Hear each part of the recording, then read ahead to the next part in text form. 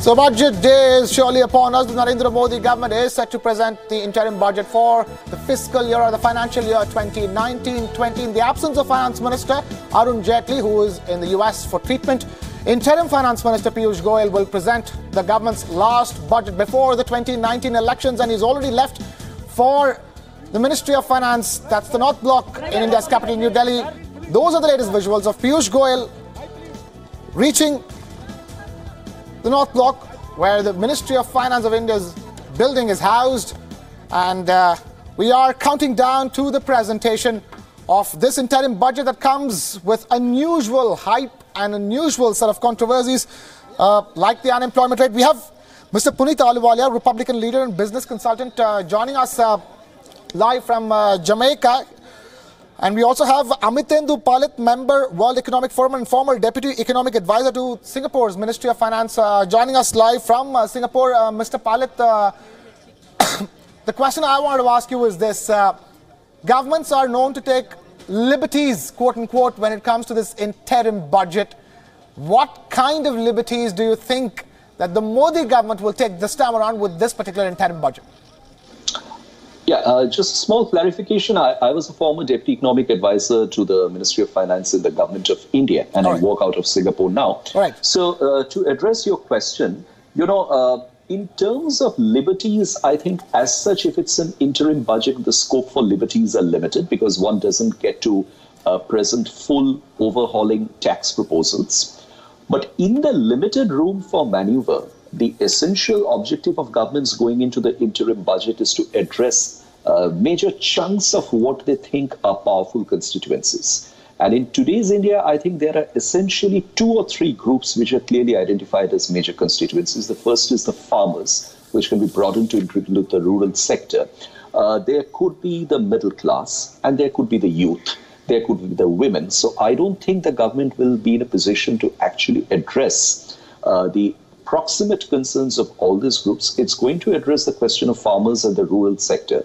The way it might want to do it is basically by looking at a broader coverage, because the farm loan waivers don't address all sections of the farming community. They don't get to go to the agricultural laborers who don't own land. So the universal basic income might be a way of tackling those deficiencies or limitations in scope. To me, that's going to be the biggest issue, because otherwise, if one goes back and looks at the previous year, the government had already announced a universal health scheme, which should have a big wide coverage. So I think today the 2 main concerns are A, the farming sectors, and let's not forget that on the jobs part, there was a 10% quota for the forward castes, which was announced about a couple of months ago. So to that extent, I think what's been undone and left unfinished is essentially the farmers and the rural sector issue, which is going to be the priority. And there are live visuals coming in, Kartikeya, of the budget documents being taken inside the parliament. Kartikeya. So Ahluwalia, yes, this is Parliament. The budget is being unloaded. The convention is there will be a cabinet. Union cabinet will formally adopt the budget, and then it is presented in Lok Sabha, 11 a.m. sharp. Now, Mr. Ahluwalia, when we talk about budget in India, there is always a debate on the tussle between the idea of India and idea of Bharat. 2 Indias. So, do you think that this interim budget will be able to reconcile those 2 different competing commitments to different constituency, India and Bharat? I believe they should address the issue of one India, because I feel that in the last few years, I've seen that, unfortunate to say, we were all at one point Indian Americans, and now I hear people saying I'm a Hindu American, I'm a Sikh American, I'm an Indian American Muslim, or I'm a Christian from Kerala. So I believe, and I really wish, and it's one of my biggest things passionately I believe in, is one India and a united India. So I hope they can really bring that positive picture of that diversified, united India with this budget. So be it Bharat or be it Indian to anyone, it should be one great country. Thank you, Mr. Ahluwalia, for joining us. I know you have to leave, but going back to Mr. Palit, sir, I have a question to you. Generally, when people lose election, they remember the agrarian sector. I very clearly remember when Chandrababu Naidu lost elections after glorious 10 years, he was talking about Cyberabad, Cyber City, and he did a wonderful job in Hyderabad, but he lost the election. So is our approach towards agriculture being ad hoc, sir? Has India somehow failed to reform the agriculture sector and only remembers when election results are out? I mean, there's no doubt about that. There's no reform in the agricultural sector at all. Because if you look at the steps that are being taken to supposedly address the problem, A, the farm loan waivers, B, the universal basic income, or the area-based transfer support scheme, whatever it be, they don't address the basic issue that how farmers' incomes can be increased. These are all stopgap patchwork measures for ensuring that seasonal distresses of farmers are temporarily tackled. But then how does one get to increase the farmers' incomes? And that requires reforms which have been talked about for the last 2 to 3 decades. Reforms in the Agriculture Produce Marketing Committee Acts, so that the farmer is directly in a position to directly sell to the consumers. Reforms that will enable farmers to sell in the international market. Reforms that will bring in much more money and investment in cold storage and warehousing, so that the perishables can reach directly from the growers to the consumers. The problem is in doing all these, and you would recall the experience that the Maharashtra government had 4 months ago when it was unable to pass the APMC Amendment Act in the Legislative Assembly despite having a clear political mandate. It only shows how powerful the intermediaries are in the entire agriculture system and how much deep they have gone with the authorities to retain their preserves. So whether it be farm loan waivers, whether it be increasing minimum support prices, these are just tools to ensure that the agricultural political narrative remains in the control of the party at helm, but the condition of the farmer does not show any indication of improvement. And in fact, I'm sorry to say, that's not the objective of political parties as well. Amitindu Palit, member, World Economic Forum, joining us with that valuable perspective straight from Singapore. Mr. Palit, please stay with us. We are getting latest visuals of Finance Minister Piyush Goyal, the stand-in Finance Minister, leaving North Block. That's the Ministry of Finance of India's building, and he will be now headed towards the Parliament. And the budget documents have already arrived at the Parliament. We've got visuals of that as well. I'm anxiously waiting for the Union Cabinet to start, because the Union Cabinet, yes, Krishna, generally takes place in the Parliament House, within the main building. And once that is done, then the ministers go to the Central Hall, and from there on, 11 o'clock, the budget starts straight on. But before that, Sumit, update the viewers that rupee has opened nearly flat today, 71.10 to a dollar. Important, we have to see what happens next. But yeah, important benchmark.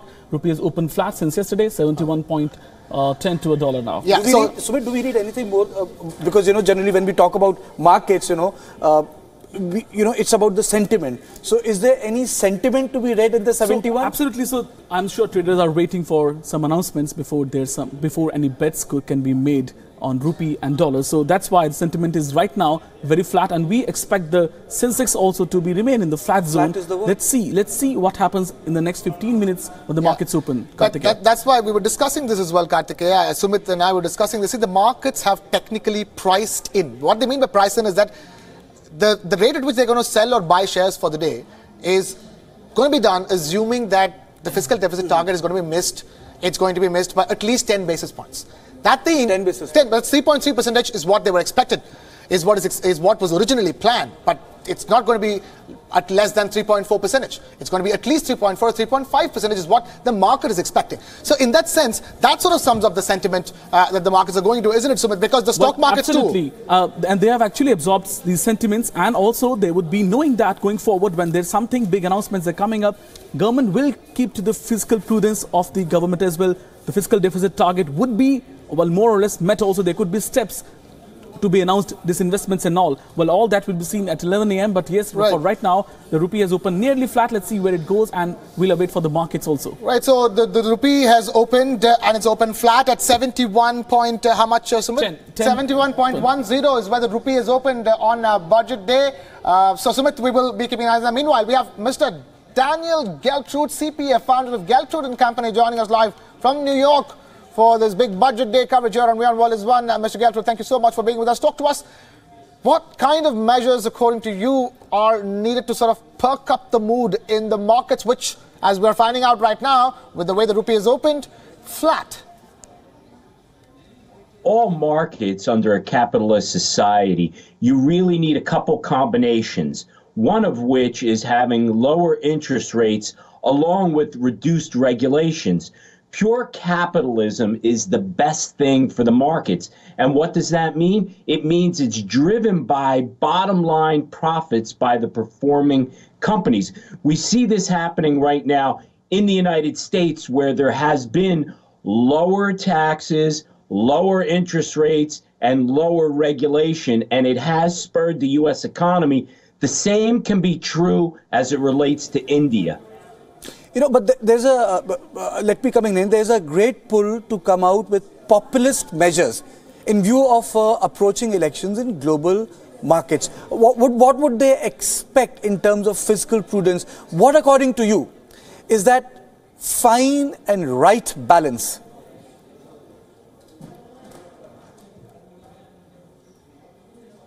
The thing about populism is it gets people elected.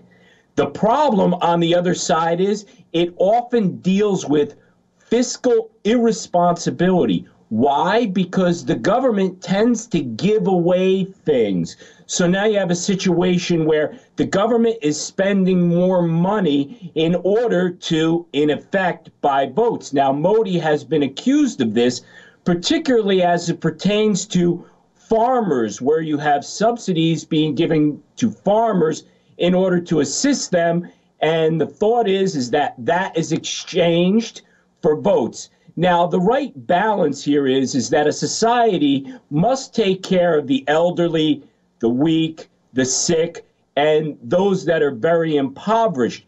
But beyond that, when you have able-bodied people, they must be able to work. And that's the difficult balance that needs to be struck in India in order to have a prosperous society. Well, let's talk a bit about the markets now with Jesper Reed here. Jesper, the markets in India, well, they were up for quite some time. They crashed for 1 or 2 days, but then still we'll say that they're at 36,000 level, which is pretty good for any markets worldwide.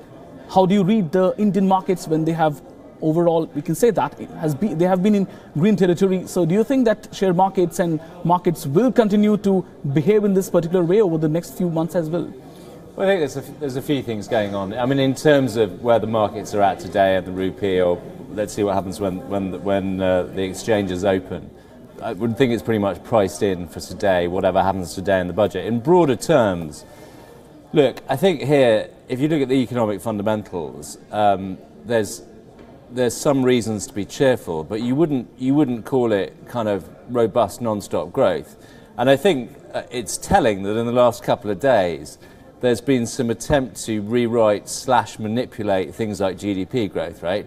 So if it was such a bullish story, you really wouldn't need to meddle with those indicators. So you can read into that what you want. I think here, and I go with Dan on this stuff, in the end, people are looking at the profits that companies generate, which are about fundamentals. And, there has been progress on this front. And then the great balance, of course, is going to be, do we, the electorate, think that Modi is worth a second term based on his record so far?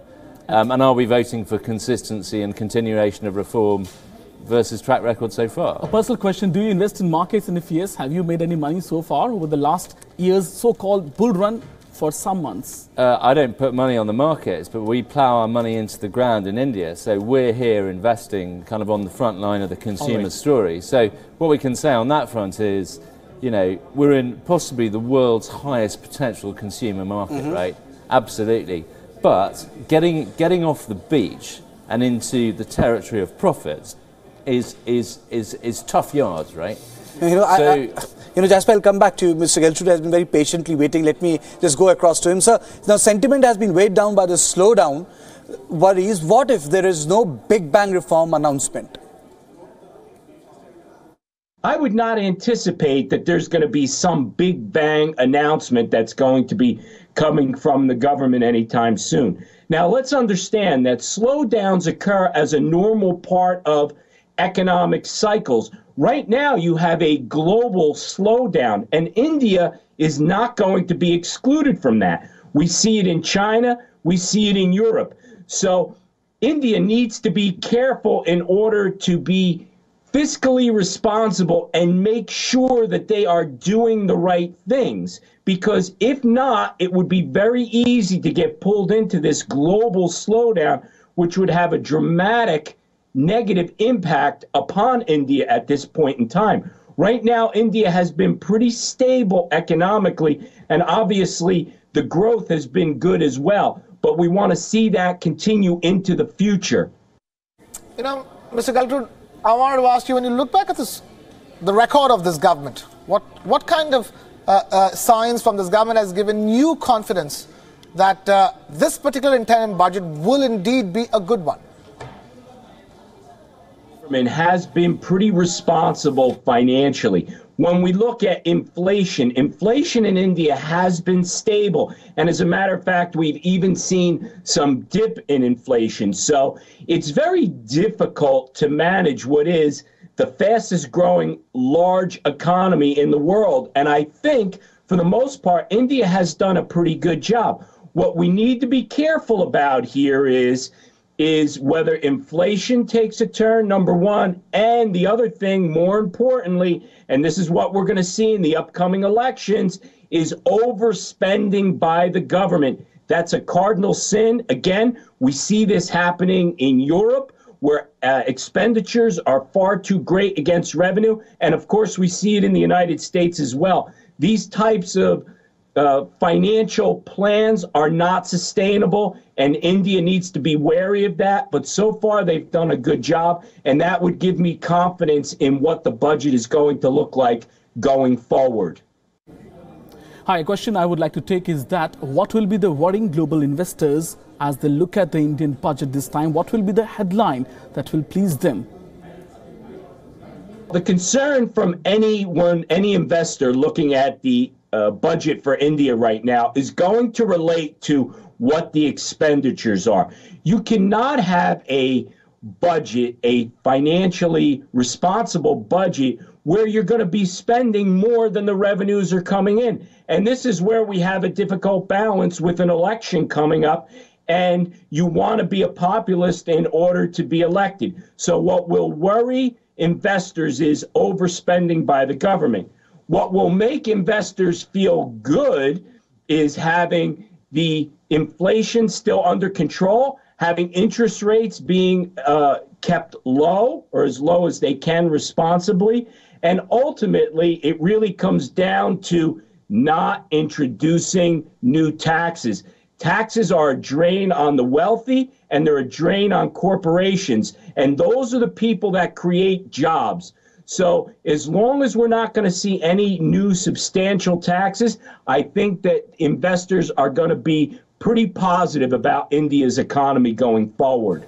So I think that's the word I was looking forward to, the job. That's the basic word, because of the lack of jobs, the elections were impacted for Bharatiya Janata Party. So to my colleagues, Jasper, Krishna, Sumit, the elephant in the room is joblessness. The leaked NSSO report, which has been denied by the government, says, well, it's not correct. So my question to you, Sumit, you want to break a news? Yeah, before that, we should tell the viewers how the markets have opened. After jumping 600 points yesterday, today the Sensex has opened in green. Clearly, a lot of expectations are building up. Sensex is up by 122 points as we speak. Well, our rupee is also a bit higher, we can say that. And Nifty is up 26.85 points. Though we shouldn't read a lot into the numbers now. But yes, being in positive territory means that yesterday and today the markets have jumped. Sensex has jumped 700 points. A lot of expectations are building up as expected.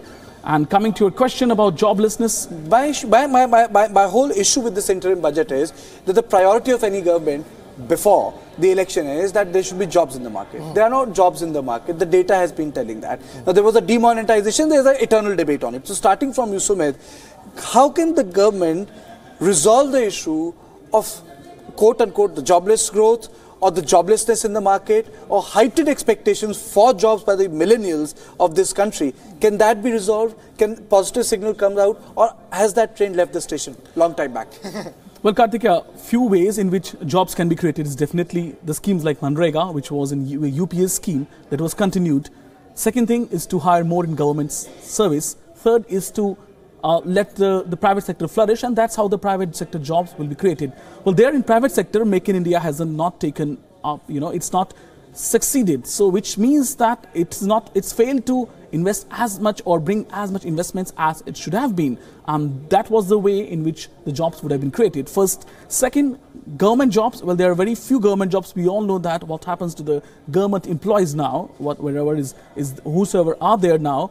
Third is schemes like Manrega. Yes, these schemes have been successful on ground to create jobs. So more and more schemes like this should be announced, should be brought in. That will solve two purposes. First, improving the standards of agrarian sector, the rural areas, and also giving them more and more jobs. Remember, unskilled, the problem is not the workforce. The problem is unskilled workforce and the graduates who are coming out of colleges, millions every year. They are not skilled for the workforce. I give you an example like e-commerce. The boom has happened over the last 2 to 3 years, but definitely we failed to read that.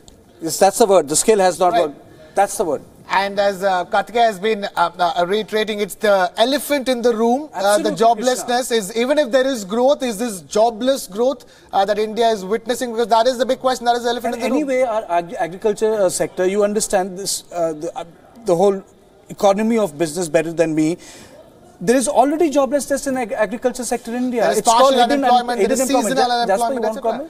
I mean, I completely agree. This is a huge issue. There is nothing that can happen in the announcements at 11 o'clock that's going to change this fundamentally. And the jobs have been lost as well. We have to keep in mind GST and demonetization has led to some kind of shake-up as far as... An extraordinary number of jobs have been lost. Absolutely. I think the contradiction here, Karthikeya, is government should step away from structural schemes, new legislation, new bureaucracy to create jobs. Absolutely. On the contrary, they should unwind legislation, unwind tax, get rid of the bureaucracy and unleash the animal spirits of the enormous famous word of Dr. Manmohan Singh. Eh? But it's very, very true, isn't it? These jobs are going to come from the legion small entrepreneurs in this country. Absolutely. And this country has more of those people than anywhere on earth. Karthikeya, we've been discussing all target groups, which is the corporates, the India Inc., there's people, there's farmers, the small businessmen of this country. MSME, micro and small, medium enterprises.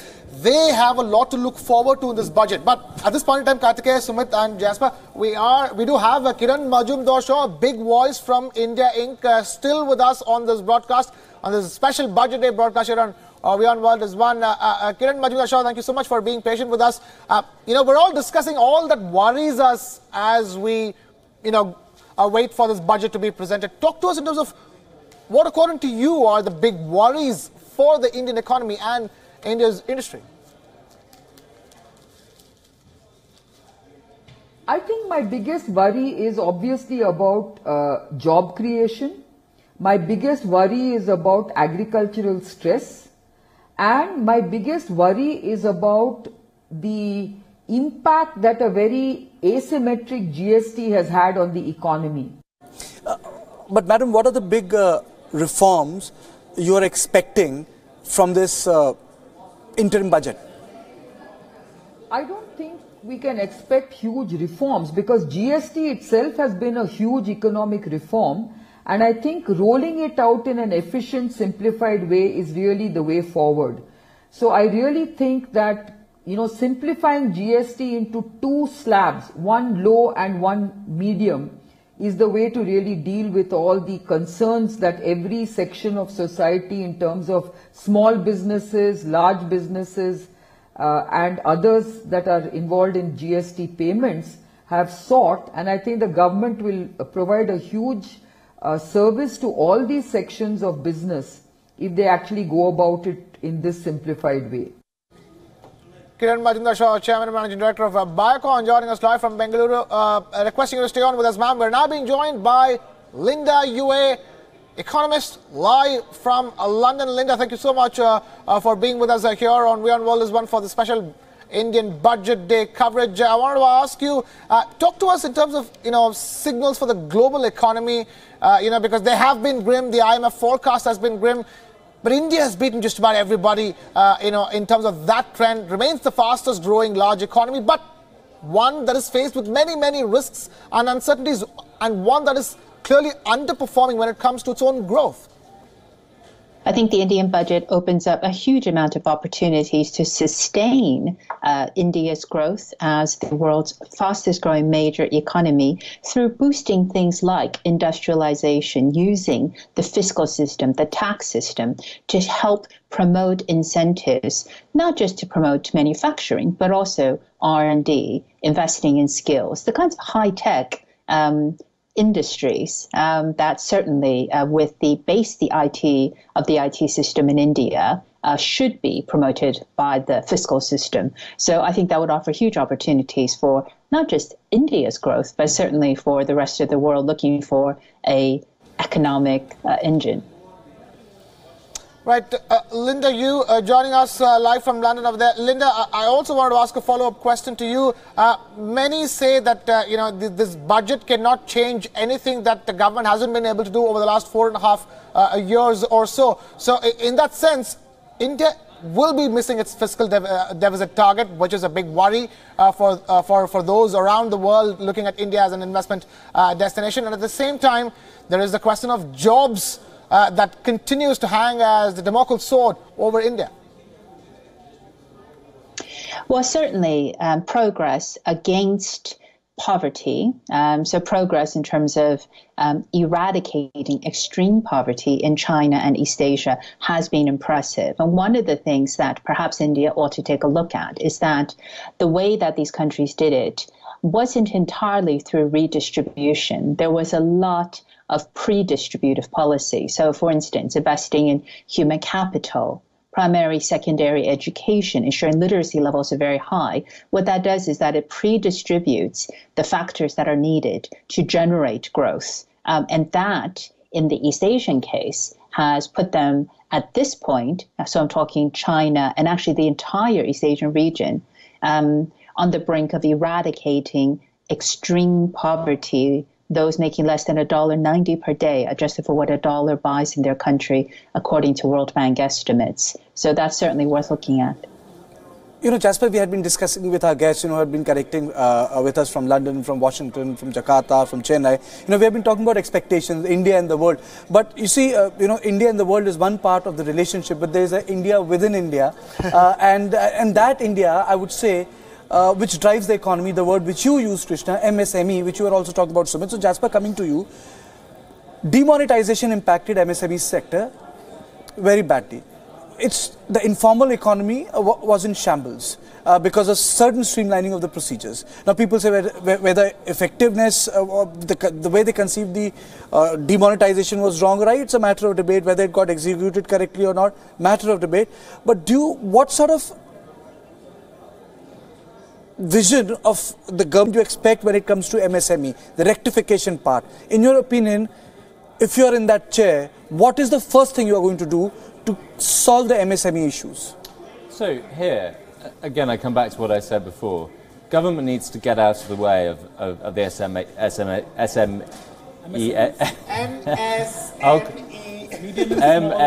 I'll call them SMEs. That's easy. That's easier for me.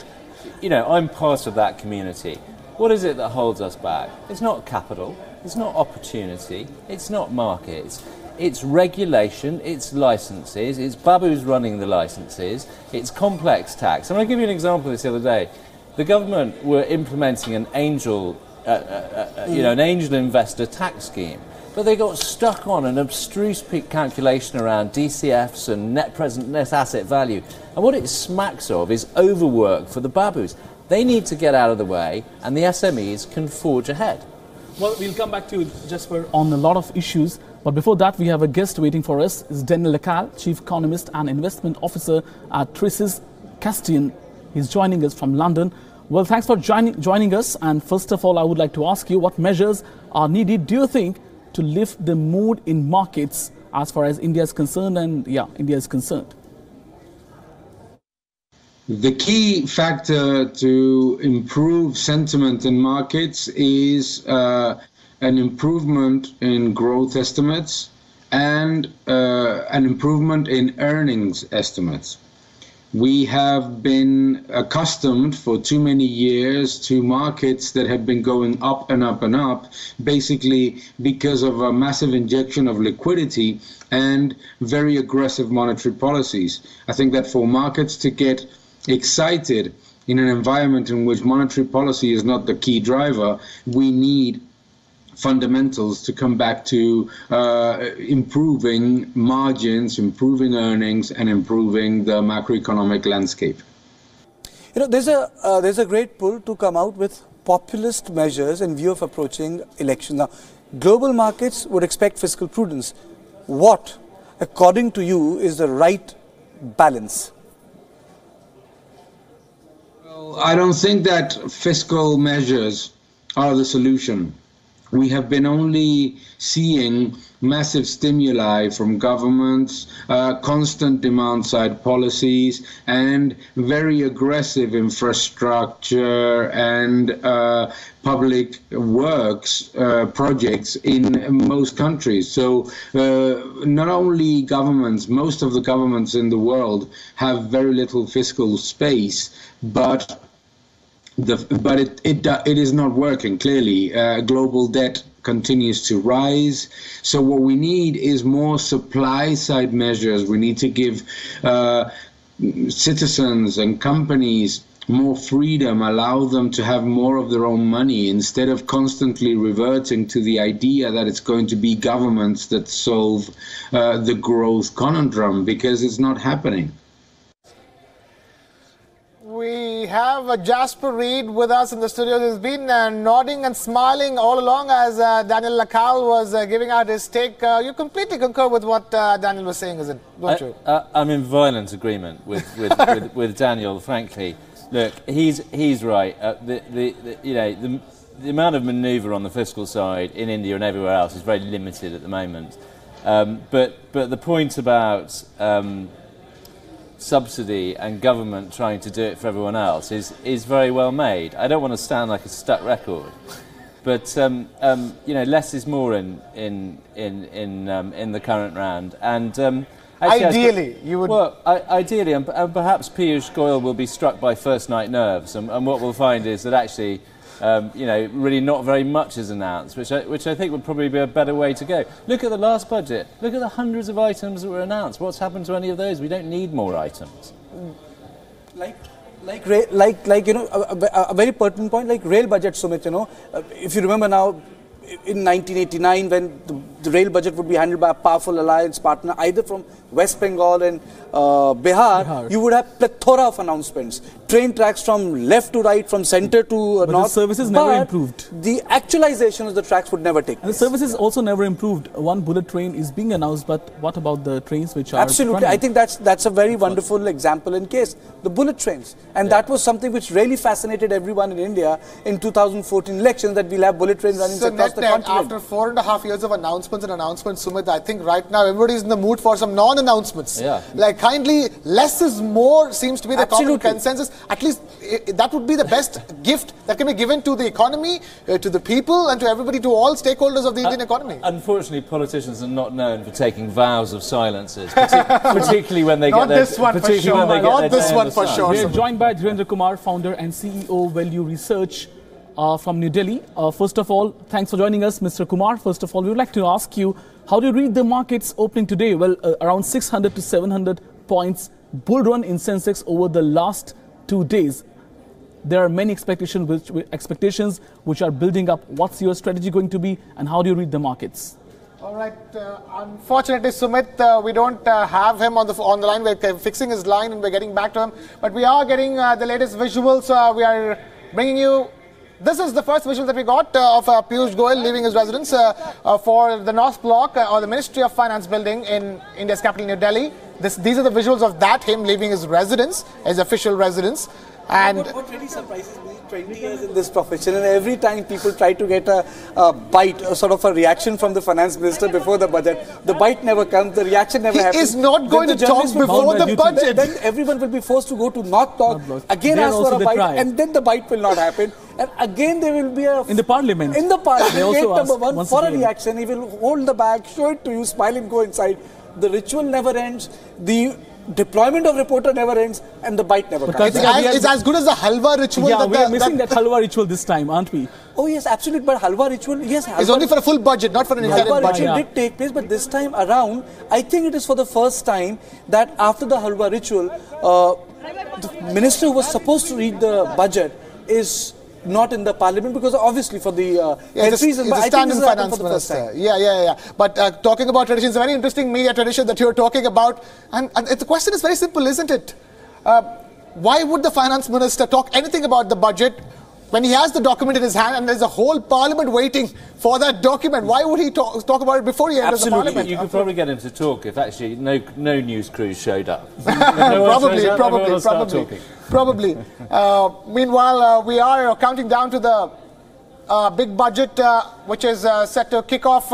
We're about an hour and a half away from that, if I'm not mistaken. That's about 11 p.m. sharp is when the budget will be presented. Just for all those who just tuned in, Vipin Malik, former RBI director, joins us live from New Delhi for this big build-up to the big budget. Mr. Malik, thank you so much for being with us. I want to start by asking you, GST and demonetization, these two big, highly debatable schemes generated controversy. GST not for the intent, but for the way it was implemented. Demonetization probably for both. But they were essentially big-ticket reform measures. Now, with the elections ahead, with this interim budget, populism may well prevail. Is it always one step forward, two backwards for the Indian political economy, so to speak? You see, political economy works very well if you have the revenues. As on November 2018, there is a huge shortfall of revenue. The revenue collection up to November 2018 is 8,96,000 or something like 9,00,000 crores, whereas the expenditure till November 2018 is 16,00,000 crores. So there is a shortfall of a fiscal deficit of 7,20,000 crores.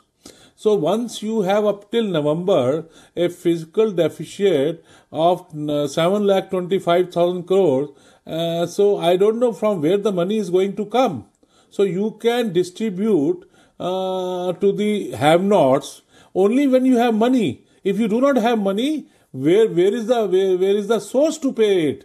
You are not able to sell PSUs. Disinvestment has been failed.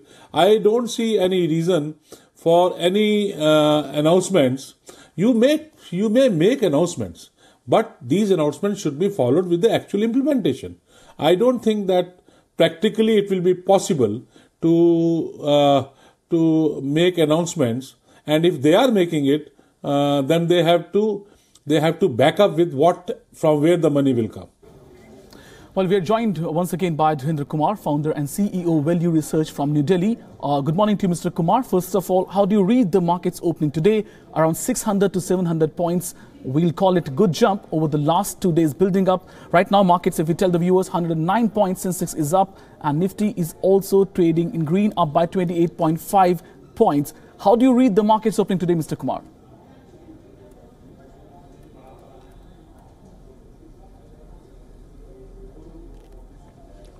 I don't think Mr. Dhirendra Kumar can still hear us. We have to check his line. Mr. Dhirendra Kumar, if you can hear us.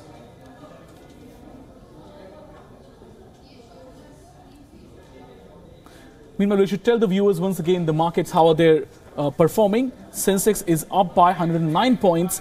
Nifty is up by around 30 points or so. So a good build-up over the last 2 days. We have seen major, we can say that, buyings have happened in IT and banking stock. Right. It seems like something could be announced over there, but let's see. Let's wait for the budget to commence. Interesting. IT and banking stocks are up in first trades this morning.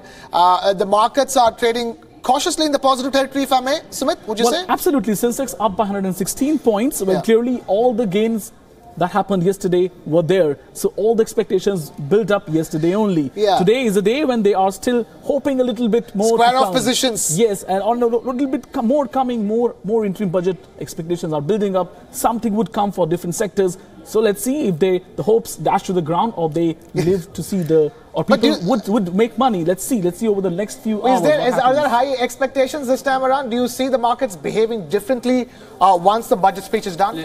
I mean, as we've said before, I think it's priced in. I mean, where are we? The opening batsmen are out, and we're about the third over, and they're still in, and they're putting a few runs on. Beyond that, I'm not sure we can say what's going to happen in the innings today.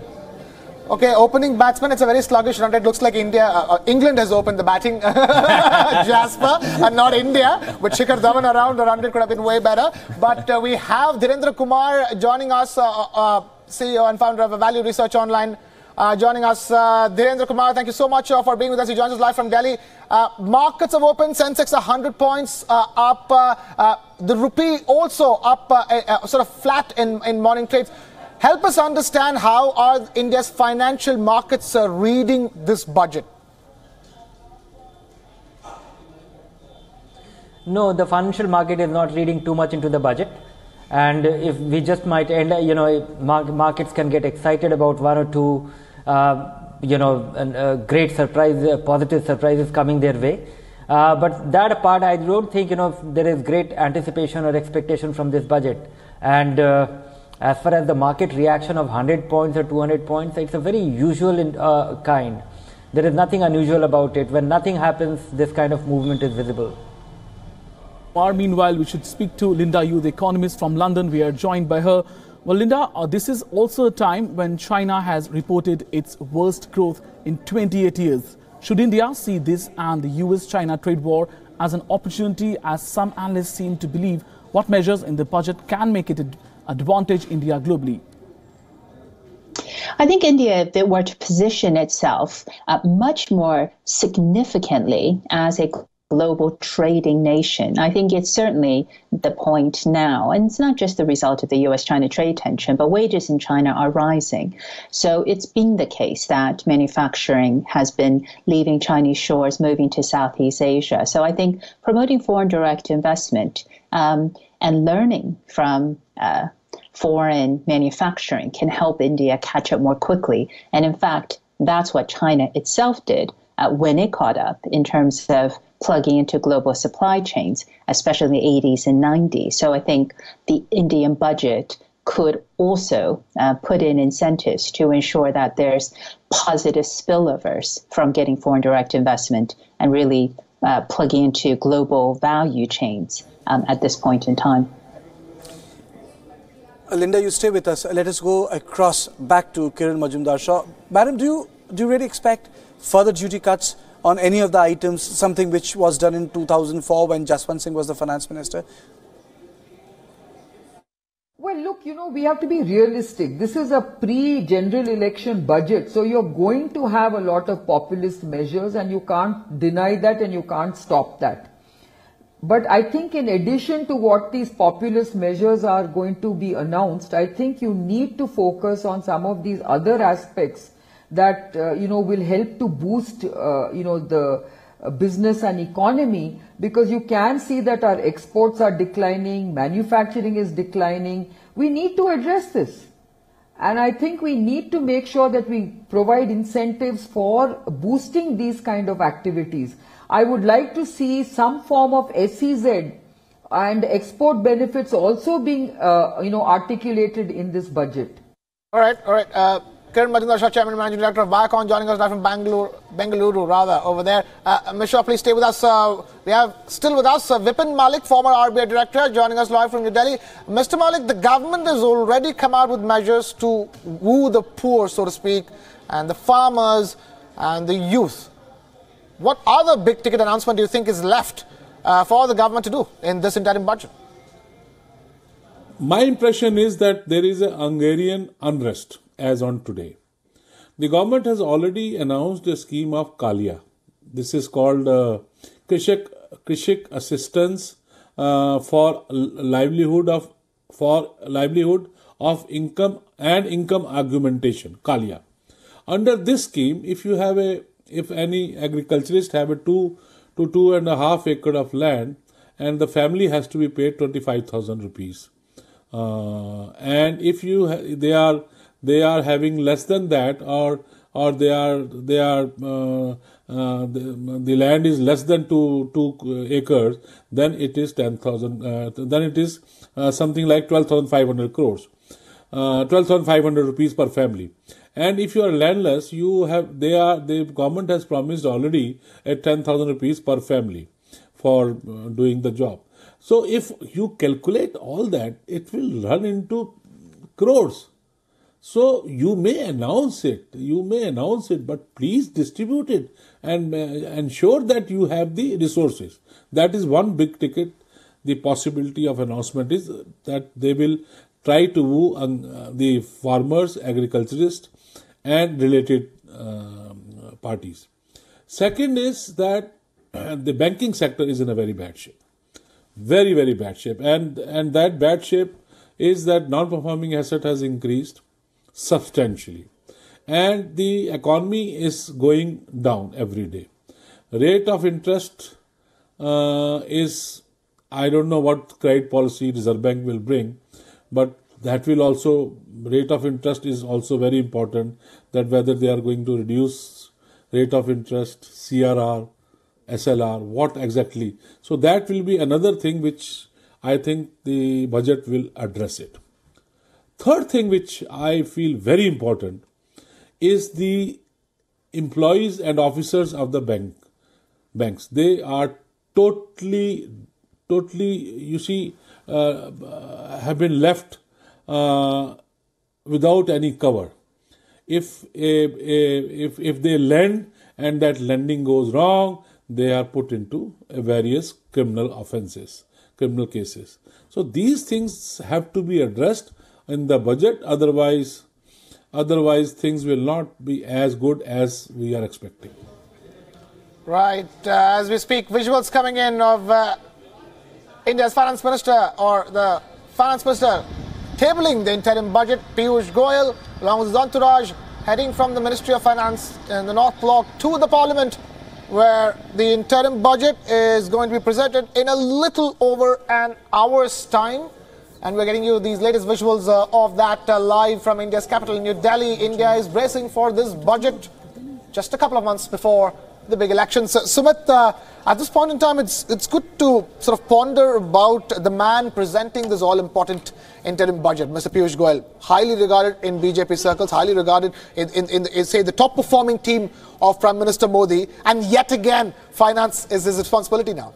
Well, Krishna, actually, true. The first cabinet shuffle, when it was about to happen, there was his name floating around as the new finance minister. It was 3 years ago, and now a day when he has stepped into the shoes of finance minister. He was a treasurer when he was in opposition. Yeah. Then he has been a very successful minister also, one of the very successful minister, coal and power and railways. Yeah. And now he is stepping into the shoes of Piyush Goyal. So that's what, makes him, and the big question, if NDA comes to power next, will Piyush Goyal be the next finance minister? That's a big question. Oh, that's a big question. The bottom line is this Piyush Goyal's budget? Is this Prime Minister's budget? That's a question. It's a debatable thing. But before that, let's also gather some reactions coming in from industrialists and businessmen from across the country. Even though there are so many reforms are there from the banking sector and all, but again we are observing many issues, flaws in the banking sector. So we need to get, the government should take a stringent action plan on the banking sector. The middle class and even the business people, those who are into medium size business, we hope that government will definitely give some kind of tax rebate, and in addition to that some special provision and loan facility to the business people to go ahead. Government has to allocate a proper priority for these small and medium enterprises, which can come out of the current stuck-up stage to the performing stage, which will give a lot of employability. Income tax limit should be raised up to 5 lakhs. So up to 5 lakhs there will be no income tax. We hope that this will come in this budget. Well, Mr. Kumar, you joined us earlier and you said that we should not look too much into the markets also. So do you expect that maybe it would be a lackluster budget as well? Is there a possibility at all? Mr. Kumar, if you can hear us, can you reply to us? Can it be a lackluster budget as well? Is there a possibility at all of this being a lackluster budget? Right, we can't hear Mr. Narendra Kumar, Sumit, we will try, but I wanted to ask something to you, but I will come to you before that. Kartikeya was asking this question about whose budget is going to be. Piyush Goyal is the man presenting it. Will it be Piyush Goyal's budget, somebody who was tipped to become the finance minister? Will it be Prime Minister Modi's budget, considering it's an elections season? Jasperi does an interesting observation. He thinks it could be Mr. Amit Shah's budget. Well, I say that simply because of how close we are to the election. Because in the end here, none of this matters unless you get back in. We're so close to that. They've had the shock of their lives in a series of state elections, and right now the calculation has to be all about getting back in. So, there's bound to be populist stuff, and even if there isn't populist stuff, it will be in the context of how they get back in. Not back in, nothing happens. All right. And this is also important. This budget is coming at a time when and we'll come back to this issue, when there have been institutional bickering within the government. This context has to be quantified. The government had a different vision of the way liquidity should be in market when it came to RBI. The government has an issue with the Department of Statistics when it comes to the NSSO data. So there are a lot of issues. We'll come back apart from other institutions, which is not really important for the budget like CBI and the judiciary. But Dr. Andrew Ferris, CEO of the Economics Advisory Hong Kong. So thank you so much for joining us. My question to you is, how is the world looking at the interim budget of one of the fastest growing economies of the world? Sir. It is looking at the budget with a great deal of suspicion, because this is going to be a completely politicized budget. Modi's party has already lost 3 major states, and the Congress is clearly making a big comeback. So by definition, this is going to be a political vote-catching budget. It cannot be anything else. Well, Andrew, again, is this the populist budget as expected going to impact the fiscal mathematics of the country at all? Very likely, because if the Modi administration is going to spend more, then the fiscal deficit is going to increase. My main concern here is that they might be able to spend more and keep the deficit down within, let's say, 3.1 to 3.2% of GDP by simply using the recapitalization funding from the Reserve Bank of India, which is a terrible thing to do. I don't know who thought of this idea that the central bank is going to fund the fiscal deficit of the government. Given also that the Modi administration has now its bank under its complete control, I can tell you that doesn't give a great degree of, let's say, confidence to an outsider like me looking at going forward. This is not a matter of being critical, this is a matter of being realistic. Right, before that, Dr. Ferris, I have to quickly ask you one more thing as a follow-up to that. So in that context, the kind of face-off that this government has had with institutions, especially the Reserve Bank of India, gains huge significance in this lead up to this budget. Well, it depends how populist is populist, because in Greece, for example, you have an extremely left-wing government that has imposed one of the strictest fiscal disciplines ever. So populism and fiscal responsibility don't necessarily go together. So it depends very much on which government you are looking at. For example, in Brazil and in Argentina, the fiscal deficit has escaped control, and it is now very difficult to bring it back into control without politically unpleasant decisions. And they had populist governments. So here you are. You have a left-wing government in Brazil who behaves in completely different way from a left-wing government in Greece.